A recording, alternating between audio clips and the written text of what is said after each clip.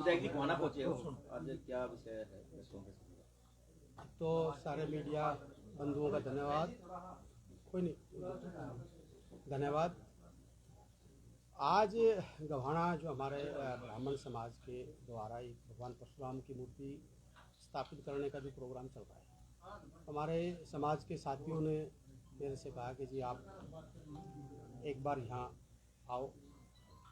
तो मेरा गोहाना से जब से हमारे इंद्रराज जी नरवाल साहब एमएलए बने, उस दौरान से मेरा बहुत अच्छा लगाव, और धन्यवाद हमारे एमएलए साहब का, जिन्होंने इन गोहाना की पवित्र धरती का लोगों से मेरा मिलन हुआ, मेरा प्यार हुआ। वैसे तो तकरीबन मेरा सबसे मैं जानता हूँ, तो आज उसी कड़ी में आज हम यहाँ हैं, तो मैं धन्यवाद करता हूँ। और इसी कड़ी में आज समाज ने हमारे को यहाँ बुलाया, तो मैं आया और हमने अपनी तरफ से जो भी सहयोग था सहयोग किया। और समाज को, क्योंकि भगवान परशुराम किसी एक जात धर्म के नहीं, सर्व समाज के थे। उन्होंने भगवान परशुराम ने जो 21 बार अन्यायी जो राजा होते थे, जो पृथ्वी पर जिन्होंने अत्याचार दुष्कर्म जो बढ़े, उनको 21 बार उन राजाओं को मारने का काम किया, चित्रहीन किया। तो आज हमने सर्व समाज के द्वारा जो प्रोग्राम हुआ, इसके लिए मैं इनका धन्यवाद करता हूँ। जो पगड़ी दी उसके लिए भी धन्यवाद करता हूँ। जहाँ तक आज गोहाना की पावन धरती से मैंने हरियाणा की गवर्नमेंट को, विधानसभा में हमारे साथी बैठे हैं, मैंने विधानसभा में भी 3-4 मांगे मेरी थी। आज मैंने वही मांग फिर दोहराता हूँ, और इस गोहाना की धरती से भगवान परशुराम के चरणों से एक संकल्प भी लिया है। इसके लिए हम पूरे हरियाणा में, हमने गोहाना की धरती से ही शुरुआत करके जींद में एक बड़ी रैली भी करनी है। और आज गोहाना के इस पवित्र स्थान से, भादरों की धरती से मैं ऐलान भी करता हूँ कि जिस प्रकार से चौधरी भूपेंद्र सिंह हुड्डा जी ने 2011 में जो 11 बिरादरी, ब्राह्मण, जांगड़ा ब्राह्मण, प्रजापत समाज, लवार समाज, स्वामी समाज और हमारे कई समाजों को एक धोलीदार, भूंडेदार, मुकरेदार की मालिकाना हक दिया, जो 200 साल पुरानी, 250 साल पुरानी थी। तो इन्होंने तकलीफ हुई बीजेपी गवर्नमेंट को 2018 में, इन्होंने आते 2018 में उसको निष्ठ कर दिया। दूसरा एक हमारा 10% ABPG का था, तो चौधरी भूपेंद्र सिंह हुड्डा जी ने 5 बिरादरियों को इकोनॉमिक कैटेगरी, जिससे राजपूत, ब्राह्मण, बनिए, पंजाबी, बिश्नोई, तो उससे समाज के लोगों को, बच्चों को बहुत बेनिफिट हुआ। इनको तकलीफ हुई, बीजेपी के नेताओं को, मुख्यमंत्री को तकलीफ हुई, इन्होंने आते ही 2017 में भी उसको भी निष्ठ कर दिया। तीसरा हमारा जो मुद्दा था, वो मैंने आदरणीय चौधरी भूपेंद्र सिंह हुड्डा जी से भी मैं मिलके ये मांग रखी कि जो हरियाणा के अंदर ब्राह्मण आयोग का गठन किया जाए। चौथा, जिस प्रकार से जो समाज को सम्मान की बात आती है, आज एक हमारा साथी कह रहा था सम्मान की बात, जो दो आज ब्राह्मण जाति के साथ हरियाणा के अंदर जो भेदभाव हो रहा है, यूपी के अंदर आपने देखा है किस प्रकार से तिरस्कार हुआ ब्राह्मणों का। आज जब वोट के टाइम आई तो उन ब्राह्मणों को याद कर रहे हैं, उन जाट समाज को याद कर रहे हैं, तो ये समाज को तोड़ने का काम कर रहे हैं। तो हमारी मनोहर लाल खट्टर जी आपको सद्बुद्धि दे, आप अच्छे काम नहीं कर सकते, आपकी कैबिनेट अच्छे काम नहीं कर सकती, तो कम से कम जो हुड्डा साहब ने 10 साल में जो समाज को, इन 11-12 बिरादरियों को, 5 बिरादरियों को जो 10% ABPG का दिया था, उसको आपने निष्ठ किया। क्यों किया? क्या तकलीफ थी इनको? क्या इन्होंने, इस समाज ने क्या बुरा इनका कर दिया? मैंने आज कहा है, यहाँ गोहाना की धरती पे इन लोगों से भी कहा है कि भाई चाहे कांग्रेस का नेता है, चाहे बीजेपी का नेता है, आप कम से कम वोट देते हो, आप ये तो पूछो कि आपके समाज की बात को क्यों नहीं उठाते। ये बीजेपी के विधायक भी थे, हमारे इंदु नरवाल जी बैठे हैं, मैं जब चुन के गए, ये दोबारा आए, एक आदमी भी समर्थन क्यों नहीं करता है? क्या डर लगता है? जहाँ समाज के सम्मान की बात थी। आज समाज के साथ जो सम्मान है ये हरियाणा की जनता सब देख रही है कि खासकर ब्राह्मण समाज इस देश को और प्रदेश को दिशा देता था।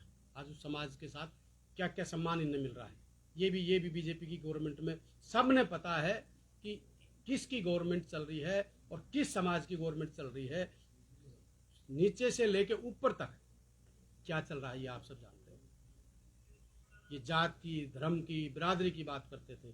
आज सबसे बड़ा उदाहरण जात और बिरादरी का कोई है तो हरियाणा के अंदर आप, मैं समझदार इशारा काफ़ी, आप नीचे से ऊपर तक लेके आप इसको निकलवाइए कि किस समाज का और किस वर्ग का आज काम चल रहा है, किस वर्ग के किस समाज के लोगों को तवज्जो दी जा रही है। आप खुद देख लीजिए। ये नारा देते थे समाज को तोड़ने का काम करते, तो आज मैं ब्राह्मण समाज से भी और गरीब समाज जो 11 बिरादरी समाज थे, ये सब इनको आने वाले समय में इस चीज़ का इनको सबक भी सिखाएंगे कि आप लोग जो इनका अपमान कर रहे हैं, जो तिरस्कार कर रहे हैं हरियाणा के अंदर, वो आने वाले समय में आप लोगों को ये लोग बख्शेंगे नहीं, आपको माफ़ नहीं करेंगे। तो आज हम गोहाना की धरती से शुरुआत की है और मैं पूरे हरियाणा में इसके लिए मैं जा रहा हूँ। गुड़गांव भी मैंने प्रोग्राम किया था, हिसार के अंदर भी किया था, तो ये कोविड की वजह से कैंसिल हो गया ना। मेरी जींद के अंदर हमने एक शंखनाथ ब्राह्मण सम्मेलन के रूप में करके और समाज की बातों को, इसमें हमारे साथ धोली का जो मुद्दा था, इसमें 11 बिरादरी और हैं